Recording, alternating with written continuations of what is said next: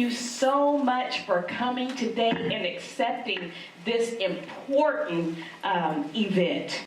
So speak to me a little bit about why is it important for you to tell your story? Well, thank you for the invitation. I'm so glad to be here. It's so important to tell my story because hopefully someone will get out of their situation. Someone will get help. Someone's life will be saved. Yes, that's a very important word, because we don't often understand that the risks that we actually put ourselves in when we suffer abuse.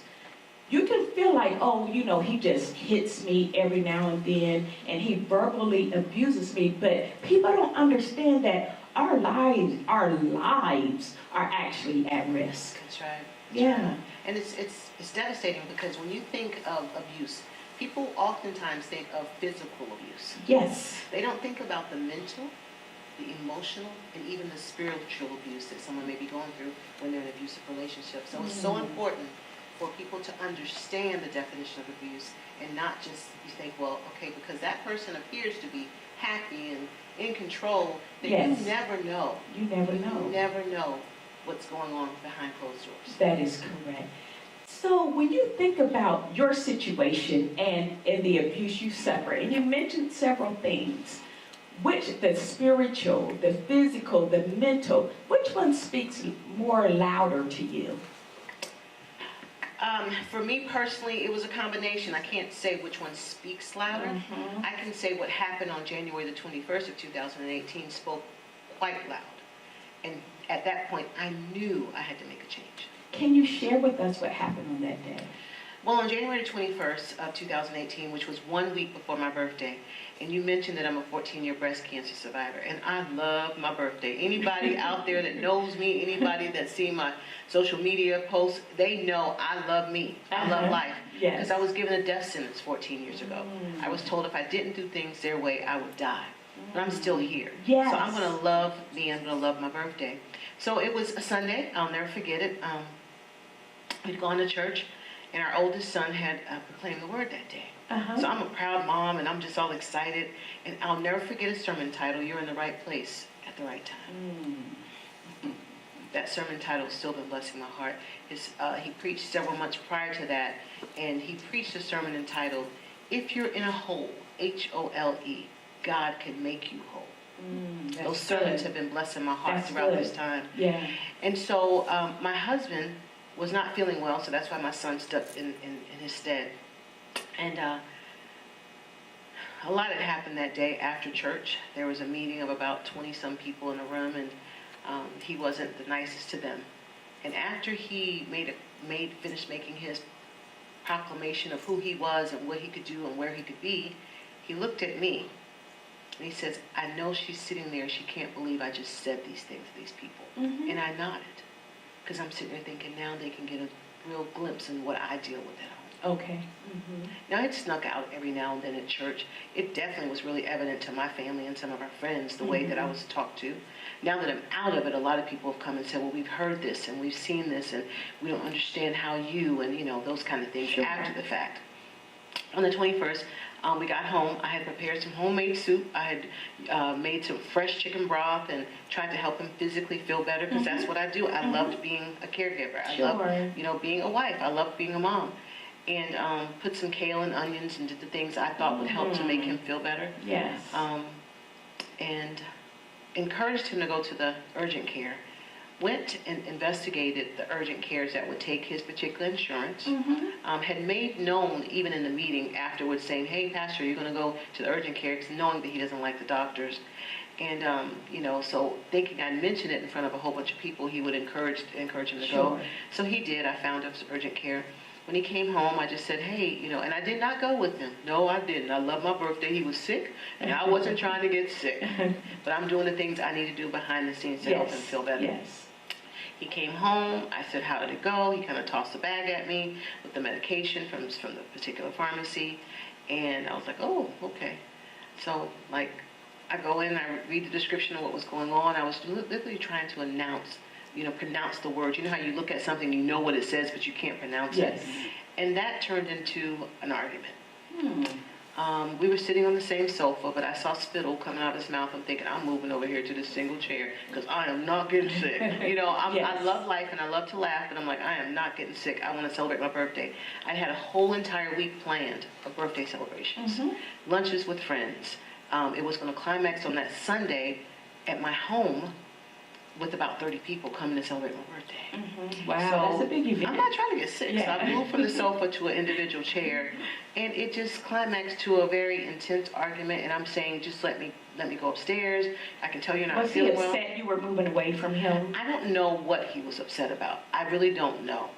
There were a lot of things said. I can't really say that he was upset because I was moving away, but the fact that I moved away, he was already upset, and we were already in dialogue, about. Well, I can share this. I prayed after my son spoke that day, and I was told that I prayed too long. Okay. And I was like, what? And I videotape everything, just to share and to, because I'm a proud mom. I wanted people to see my son speaking. Yeah. And I happened to, when I didn't know who was going to go up and pray, I laid my phone down, but it was still recording. And of course, I did the proclamation of celebrating and praising God for our young minister who got the call at 9:15 that morning that he was going to speak. And this is proud mama. Yeah. And I'm talking about how important for these young adults that are in the audience, before you say I do, when you get pregnant, pray over your baby. When you have to, speak life into your child. I was sharing just a little bit of that. And then I extended the altar call. And then I prayed. It all took 6 minutes and 34 seconds. Okay. That was too long. That was too long. Yeah. And so that's where the intense, and I basically said back, well, where's your leaders? Nobody was there.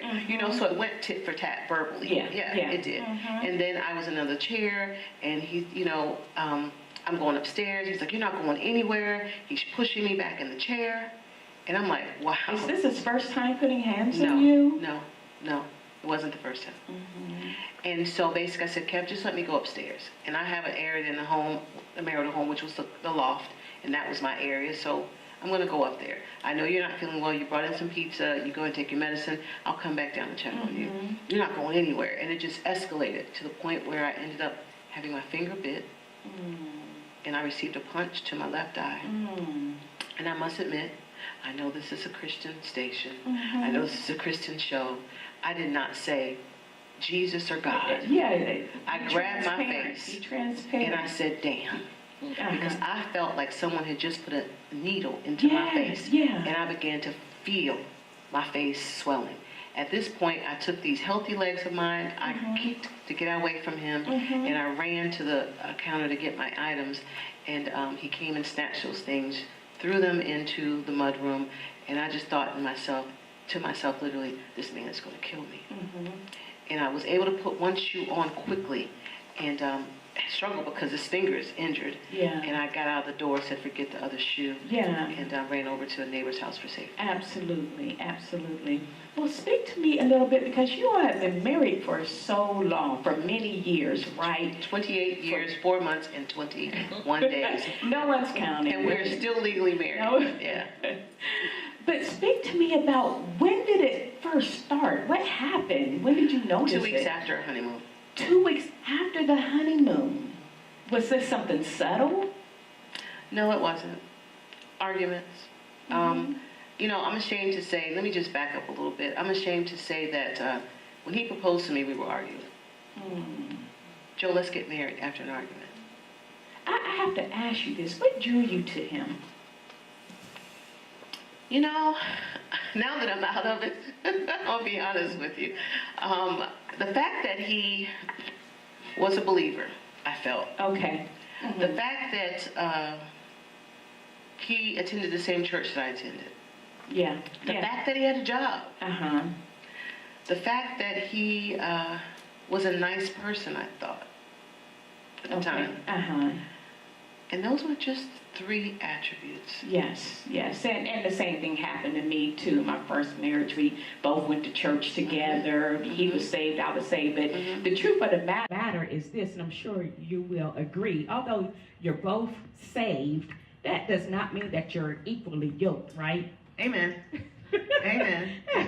And I say that to say that one of the things that he said attracted him to me was I was a church girl. Mm. See, I grew up in the church. Mm-hmm. And I didn't just grow up in the church. The church resided in me. I said yes to Jesus at 17, and I was real about my salvation. I was real about being committed to Christ.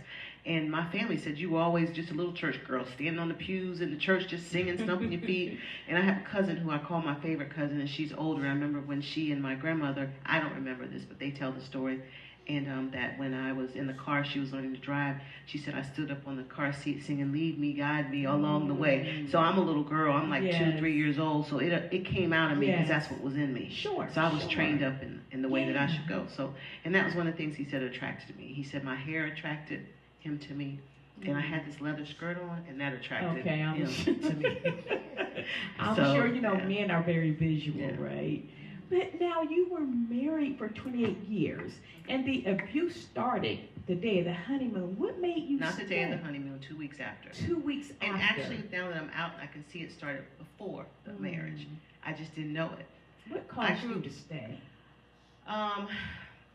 Ignorance, fear, shame, fear of what others would say, fear of the fact that I would be alone, fear of the fact that God would kill me, because I made a covenant. Yes. Uh-huh. I took a covenant at the altar during the time of Hurricane Hugo. And I took an covenant to people who traveled literally, because the airports were demolished. They couldn't fly in. People decided to drive through a hurricane. So I took a covenant, and these witnesses saw this.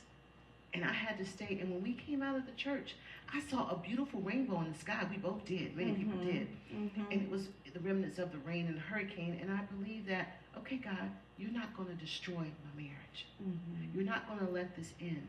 So I was fearful that, okay, you made this commitment, this covenant to God, and it's going to get better. It's going to get better. And then I was told I was always the problem. I was always the problem. I grew up in a single parent household. So I was told that I was mad at JW, who's my father's initials, when in fact that wasn't the case at all. So who was telling you were always the problem? Your husband or other people? Well, only him. Only him. Of course. Only him. So you had fear of breaking the covenant. Truly. Okay. Yeah, so that was your understanding then. What is your understanding about all of that now? Let me back up to the covenant piece. It's my understanding now is that, the Bible clearly states, or let's say that the marriage vows that are read, it says, till death do you part. Okay. Till death do you part. And I wanted to be married because I grew up in a single parent household. I wanted our 3 children to have a mother and father for life. Yeah. So it has to get better.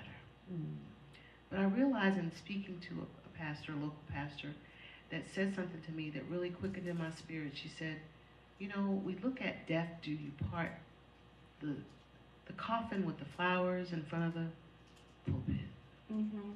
But there are oftentimes you're already in a dead marriage. Absolutely. When you're still alive. Yes. So death do you part doesn't necessarily mean when you're being abused, be it mentally, physically, emotionally, or spiritually, that the death hasn't already come. Do you feel that God has forgiven you for leaving your husband? I feel that God told me years before I was supposed to leave my husband. So now I felt God would forgive me truly, but I have to forgive myself for staying so long.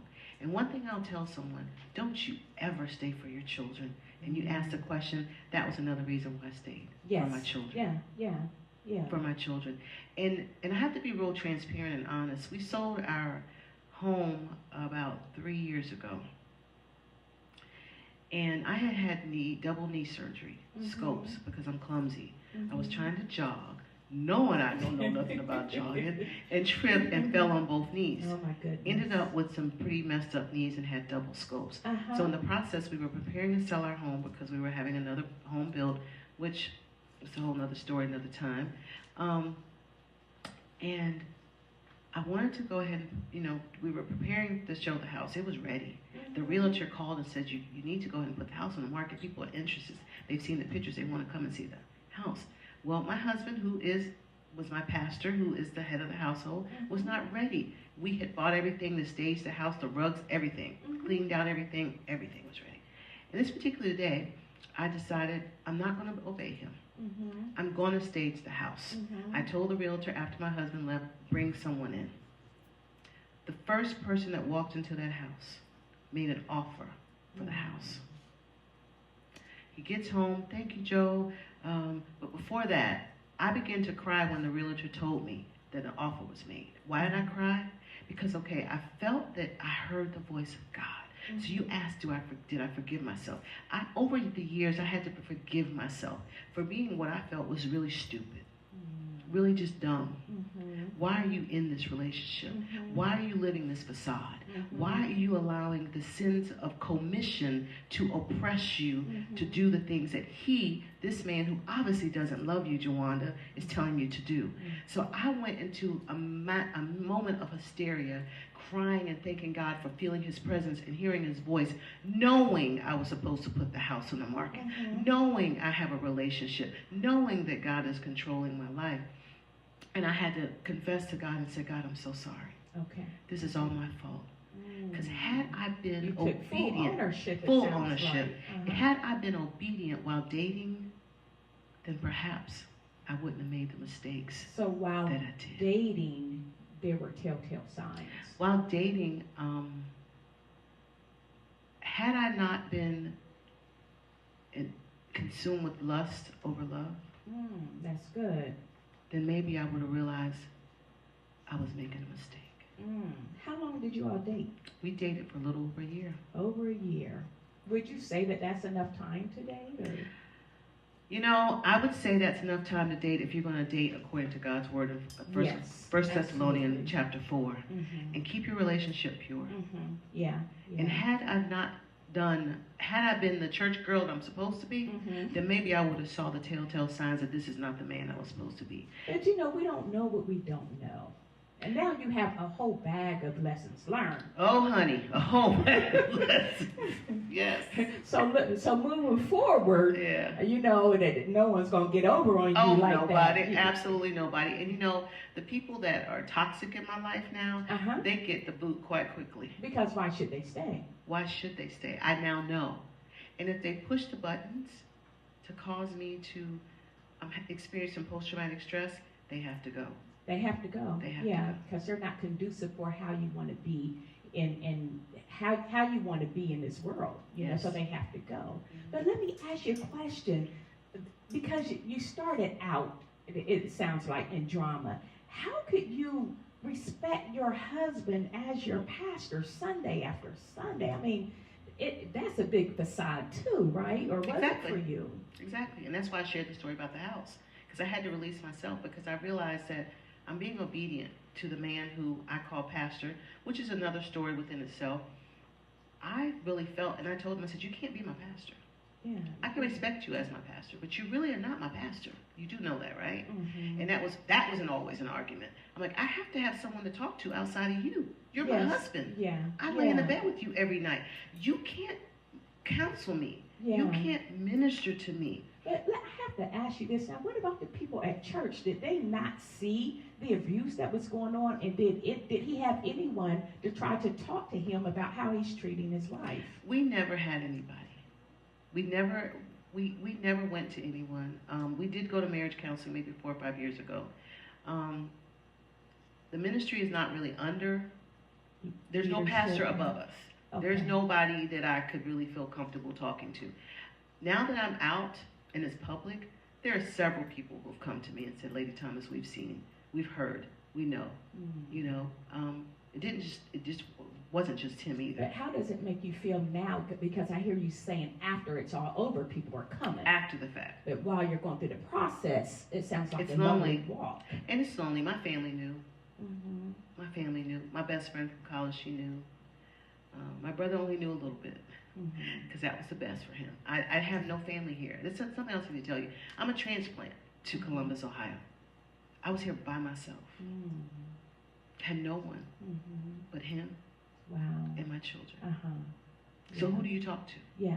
And when I tried to reach out to a couple of pastors' wives, I didn't get a response. I literally sent, hey, I have a 911 situation. Can we talk? I wish you would have known me then. I wish I would have, but I know you now. Yes, indeed. And I also remember before this happening, in the fall of 2017, I pulled two older women in the church into what was then considered an office for me. And I said to them, one Bible study, I said, hey, marriage and ministry is really hard. And I kind of choked up. And I said to them nothing. I choked up. And one lady, because I guess the silence kind of got to her, she said, Lady Thomas, just put a tic-tac in your mouth. Oh, no. And I realized then that I can't talk to them. No. She's not someone you can be transparent with. Right. But one of those ladies, after it happened, came to me and said, I already saw the way he talked to you. I've heard up close and personal the way he talked to you. I never liked that. And she said, no one said anything. No one said anything.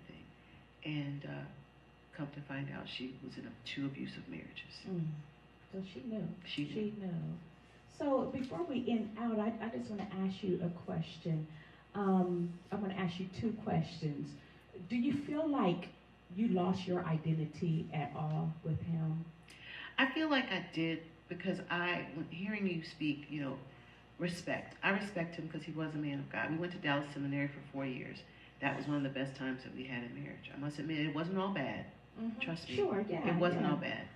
He was a good provider, a lot of good things about him, but there are a lot of not so good things about what we experienced together as a husband and wife. So I do feel I lost myself in the sense of respecting him. I made him look really good. Okay.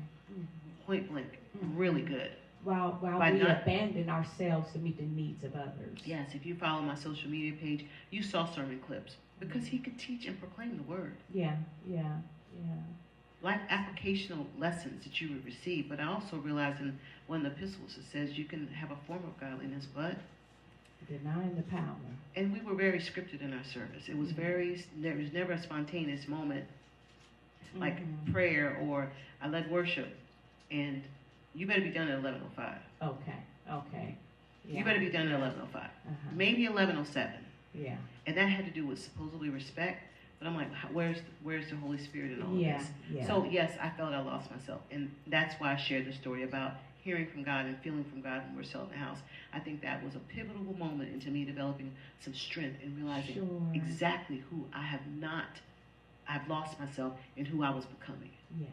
So the last question that I have for you, do you feel safe now? Do I feel safe? Yes, you've been a victim of abuse for so long, and I understand that you are on your own now. Do you feel like you're a place of safety? I feel like I'm safe because I know who's watching over me. Okay. I feel like I'm safe because I've gone public. As I shared, I'm not from here. Yes. I never wanted to go public. I never wanted to ruin the ministry. I never wanted to ruin his reputation. I never wanted my family to be outed, because it was always said, what happens in this house stays in this house. Yeah. I feel safe because I'm public. And if anything were to ever happen to me, you all know where to go. Yes. Absolutely. And it's not just him. There are people at the ministry who basically said, she deserved what she got. I wish she would die. Oh, that's so unfortunate. People in the church said people that I stood on the stage and worship with. She needs to watch her back. The court systems, there's a civil protection order and a restraining order, and he's on probation. So do I feel safe? Absolutely. I am not running in fear, because God has not given me the spirit of fear, but of love and a sound mind. So I know whose I am, and I know I have a whole lot of people out there who love me. I love it. A whole lot of people who love me. So I want you to look at the camera, and speaking to the camera, what would you say to people, to men and women who are suffering abuse even right now? I want to encourage any man or woman, because men and women do suffer domestic violence. And I want to say to you, be encouraged, stand strong. Find someone that you can trust. There are 2 women sitting on this stage that we're willing to talk to you. You would be amazed at my private inbox page on social media how many women in this city and around this country who have inboxed me and said, thank you for being so strong and so brave. So we are here for you, and I need you to know that God doesn't want you to be hurt. Love should never hurt. Yes, sometimes you argue. Sometimes you may have been pushed or pulled, but when you're in a relationship, that you don't feel love, you don't feel secure, when you cry more than you smile, you can't be who God has divinely called you to be, you need to step away. And realize that counseling, it's going to help you.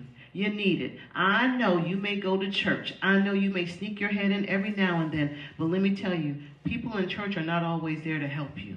But God is always there. He will give you the divine person called to help you and rescue. So get out, save your life, and know that God is there for you.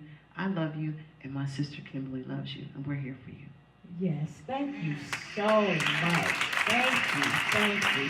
What an honor, what an honor. Bless you. Before we end out today, we just want to know if there are any questions from Facebook Live or any questions in the audience for myself or Sister Jowanda. Yes, I do have a question. Has your situation tainted your thoughts about loving again? You know, I keep getting that question. It's only been over a year. I was married longer than I was alive when I said I do. I want to love on me. I want God to love on me. I have 2 fur kids. I have 3 kids. I want to love on them. So if you're asking about loving in another relationship, that is so far out of my mind. Mm-hmm. That's so out of my mind. And if I can interject too, after my abusive relationship, I was very, very angry. I didn't want to be bothered with anyone or anybody at all. I was like running. You know, if I saw a male come my way or speaking whatever, I was not trying to hear it. I dated him 2 years before we actually got married, so I felt like I knew him. I didn't know him, not a jot or a tittle, all right? So I was running, wasn't trying to be bothered. I went back to school to try to occupy my mind and things like that, and here comes Pastor Bozeman. So, you know, we met, and God just knows. He knows what we need when we need it. He knows the end from the beginning, and everything else in between is just our journey. You know, so God strategically placed him in my life at the right time. We met, we dated 9 months, and got married, and we've been married 25 plus wonderful years. God bless you. You know, so to God be the glory. I would just say definitely seek God. Men may say this, men may say that, but the ultimate decision is, what does God say? Amen. And can I add something? You know, 13 weeks after it happened, I forgave my husband. I was visiting church. I was not mad at God one bit, because this was not God. God didn't do this to me. God didn't allow 28 years of what we experienced, be it good or bad. It wasn't God. So I had to forgive my husband so I wouldn't be angry. I've forgiven him. And I just needed him to tell a semblance of the truth, which has not come at all. So I never expect that to happen. So I'm going to love on me. I've forgiven. I'm moving forward. And let me tell you, we're in a church, but I love Jill Scott. Jill Scott said, live life like it's golden. That's exactly what I'm doing. You ladies talked about forgiving other people, but what does the process look like when you forgive yourself? For me, it's still fresh. I still have meltdowns, I won't lie. Because I can't believe that I stayed 28 years. I can't. And I stayed because I loved him. I must admit, I don't know that he really loved me, but I loved him. And I made a vow to God, I shared all that. So I have to forgive myself for what I did that was causing myself to be blind. So look at yourself and journal, spend time with God, and I'm gonna tell you, 2 weeks after this happened, I was in the marital home, and it was a Friday night, and I was sitting in the great room, and I was alone. The dogs were in the basement, my kids were doing what my kids do, they weren't home. And so I was sitting there, and I said, and the chair that I was abused in, the damaged wall that the chair caused was still there. And I looked at the chair, and it was a Friday night, and I love MacGyver on Fridays. I'm not a TV junkie, but I love just a couple of shows. And I sat there, I said, okay, God.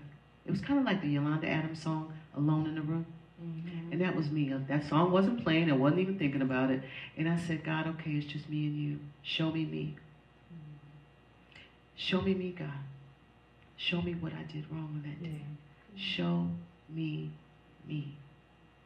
Because I have to know, God, what did I do so wrong that allowed him to do what he did to me? And I heard God clearly speak.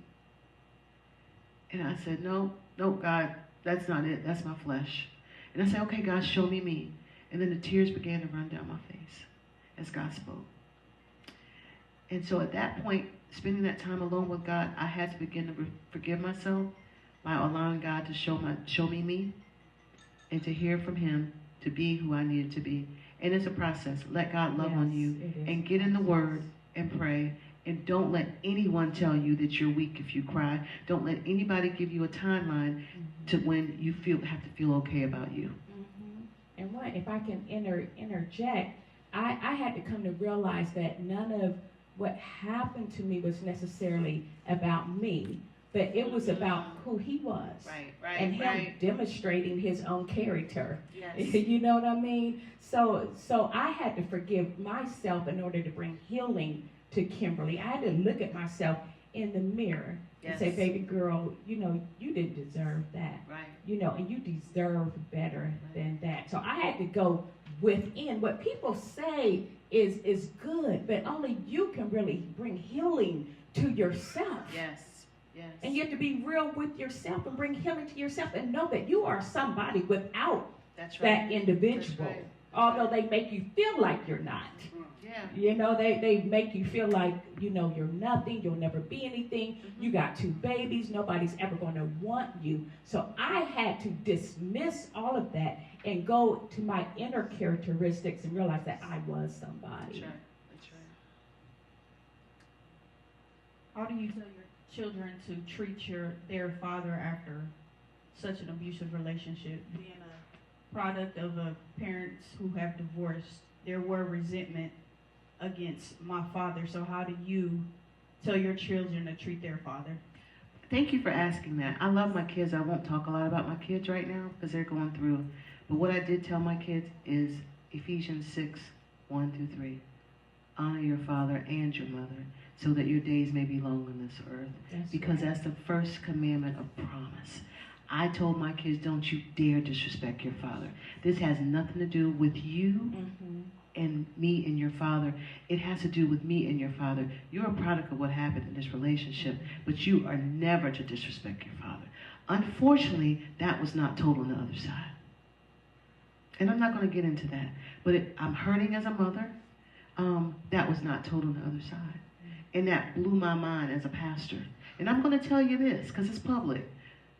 I wasn't going to come out until he put my kids on the stage with him at church and said, you've seen my mugshot. I love my wife. I'm not an abuser. Don't put your kids in the middle of your domestic violence situation. It has nothing to do with them. It's between the husband and the wife. So I have never told my kids to disrespect my soon-to-be ex-husband, ever. I don't talk to them about him because it's not my place to bring them in the midst of my junk, our junk. Now, if they need to share something, they do. But I never, ever. And that's how I can say that I feel better about me, because I'm abiding by the word of God. I'm not going to put my mouth on someone who I know is their father. He will be their father for the rest of their lives. Yes. I laid there and helped make those babies. And they are a product of him. And their eyes will be open. So parents, please don't ever put your kids in the middle. Don't disrespect your spouse in the present. You need to have some adult conversation. Get away, even if they're young adults. Get away and have it. Do not, little ears hear all kinds of things. And we wonder why a lot of kids act up. This is why. Yes, absolutely, because children are definitely affected by their parents' abuse. Whether if it's quarreling or yelling and fighting, children are impacted. Yes. Even throughout adulthood, because they have not learned how to deal with that stress and that anxiety that they have in every cell of their being. Right. And it's important for us to be able to speak to our children. And like you said, we don't teach them to disrespect or hate. It's important for them to know that all of this is not because of you. I know that you're impacted by it, but trust me, baby, mom loves you and dad loves you just as well. So it's important to have those lines of communication open with your children as you go through the process. And like you said, they'll find out the truth. They will. And you mentioned personality traits and types. Everybody is different. Mm-hmm. Everybody is totally different. Yes, yes. And when someone has to put their children in the middle, they have a problem. Mm, right. That's all I'm going to say. Yes. They have a problem. Be an adult and do the right thing. Yes. I know the other young lady spoke about loving someone in the future. Do you think you could actually, truly, deep down, trust someone later on? Trust is a big thing for me, right? I'm not trusting many people. I have a faithful few. And the person who asked the question is one. I'm glad she's not on camera. But I have a faithful few. And I have family that I know that love me. They've been there before I was born, many of them, and those who watched me grow and younger. I'm not trusting. I'm telling you.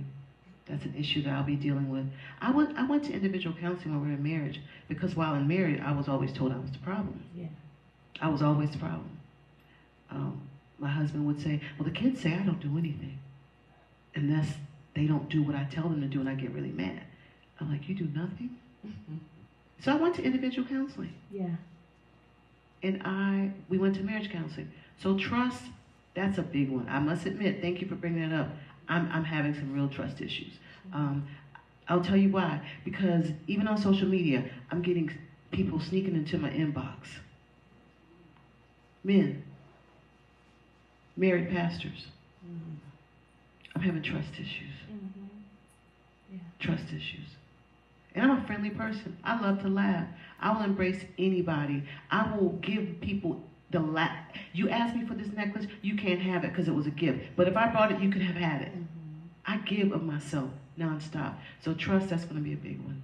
And let me tell you, because y'all are bringing that up, if God ever sends me a Boaz, he going to go to counseling, he going to have a medical background check, he going to get a thorough medical background, everything. Everything's going out. I'm going to talk about me. And I'll continue to be more transparent over the months that comes as I get and speaking engagements.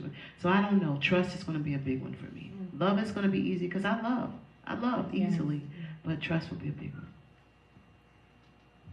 Let me say that it's an honor to hear you today put a face with the name that I've heard over the radio. My question is about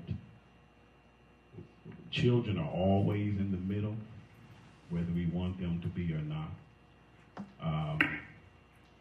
Do you look for maybe characteristics from your children from either you being abused or the abuser?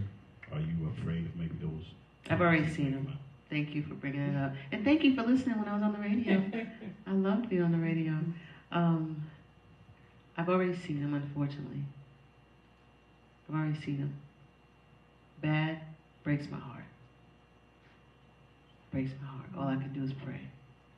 Good, I celebrate and I love and I embrace. And I love my kids. And I know my kids love me. Listen, like I told you earlier, I love my birthday. And I had 2 birthday parties, okay? I'm still celebrating, by the way. And so I have friends that want to take me out and celebrate and love on me. And I'm going to trust to let them do that because I've known them for a while. New people coming up to me, I'm not too comfortable with. But at one of my birthday parties, my young adults kind of pushed me to wear this red dress. Somebody in this audience I had already told her what I was going to wear. So when she saw me with the red dress, she said, I thought you were going to. I said, my young adults told me I got to live my best life. So I took their advice and I'm doing what I do. And my youngest was at my birthday party.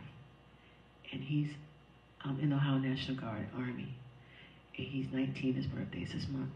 And I asked him to pray. And he said, Mom, I love you. Mom, I just love you. And it took all I had out of me not to cry my lashes off. Because this has been a hard year for all of us. And I just want to embrace and love on my kids. And I don't know why you brought up that kid question, because you're going to make me cry my lashes off. But yeah, I've seen some not so good characteristics, and I see a whole lot of good in them. And I prayed over my kids when they were in my womb. I prayed over my kids' spouses. And I know that greatness is in them. And one day God is going to raise them up to tell their story from what they're going through right now. So thank you for asking about my babies. Just pray for them. Yeah, it's a very good question. We can never underestimate the power of prayer. You know, when my children were little, and even today, I've gotten in the habit of coming against generational curses on both sides of the family. You know, and I'm telling you, the power of prayer is so simple, but it's so profound.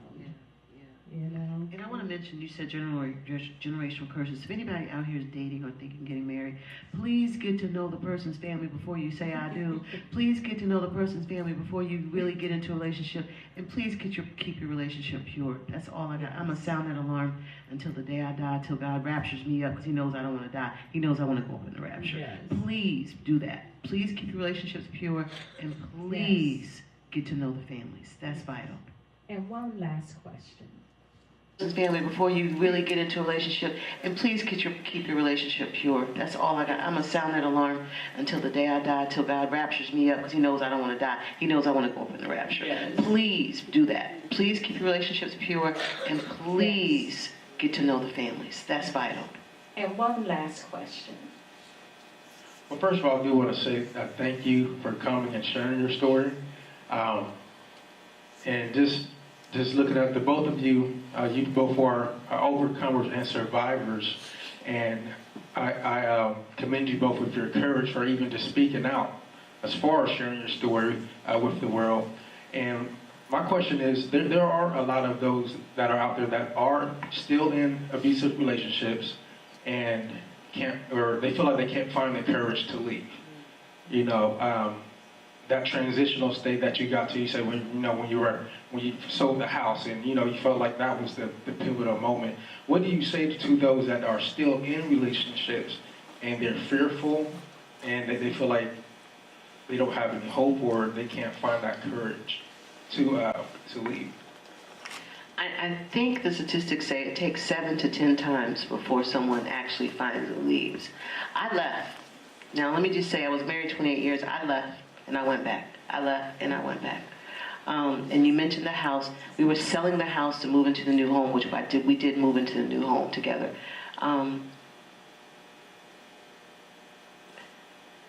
People are going to leave when they're ready. You can't make anybody do anything.